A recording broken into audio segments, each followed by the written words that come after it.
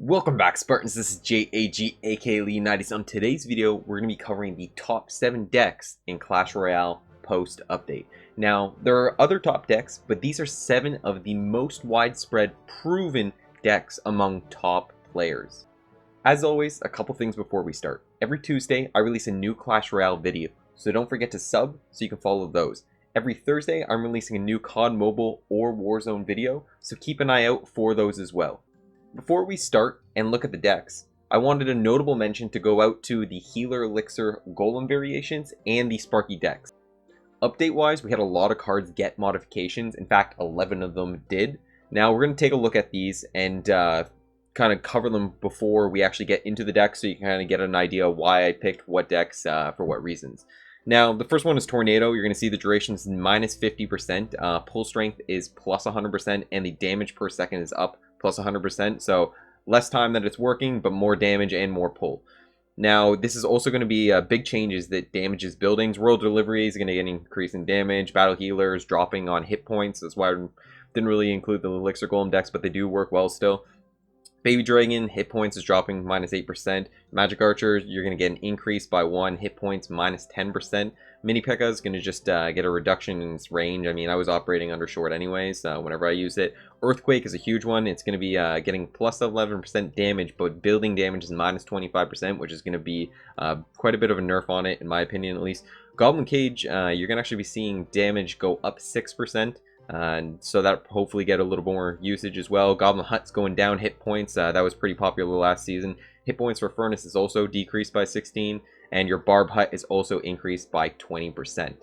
Let me know which change you found the most fair and unfair in the comments down below. Now let's take a look at the top decks in no particular order.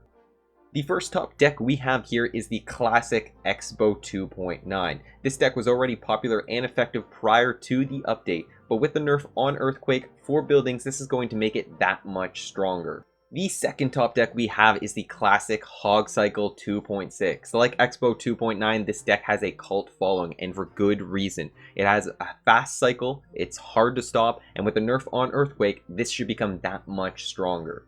Number 3 is the Miner Wallbreaker 2.8 Bomb Tower Cycle. Miner has been a staple for a while, and this deck was unaffected by the recent update. It's quite powerful, so give it a shot. The fourth top deck is Hog NATO 2.9. Now, there are a few variations, mainly one with Valkyrie, but with the recent increase to pull and damage strength, this deck has become a staple among top players. Seen a lot at the higher level trophy ranges, well above where I am as well. Now, also, we now have the damage to the buildings from the Tornado, which is going to make it very interesting to see how this plays out, especially with the upcoming season. Number 5 is Goblin Barrel Log Bait. Now, this deck has been meta for a while and still remains, with no nerfs to it in the recent update. A deadly combo for novice and pros alike. Number 6 is Skeleton Barrel Log Bait. With the last season, we saw Skeleton Barrel become readily used. And post-update, it is still effective even with the recent nerf. Now, part of the reason that it is so powerful is the quick cycle. Even though you don't have a spell that really damages the tower beyond your log, this one, and you're able to cycle back to that Skeleton Barrel, and it is quite hard to stop. Lastly, the 7th top deck is Golem Night Witch with Tornado. This deck was powerful pre-update and is still strong post-update. For newer players that like beatdown decks, give it a shot. As you're going to notice, Baby Dragon did take a bit of nerf, but Tornado got a little bit of a reworking. If anything, I think it's going to be more powerful, so this deck is still going to be clutch for this upcoming season.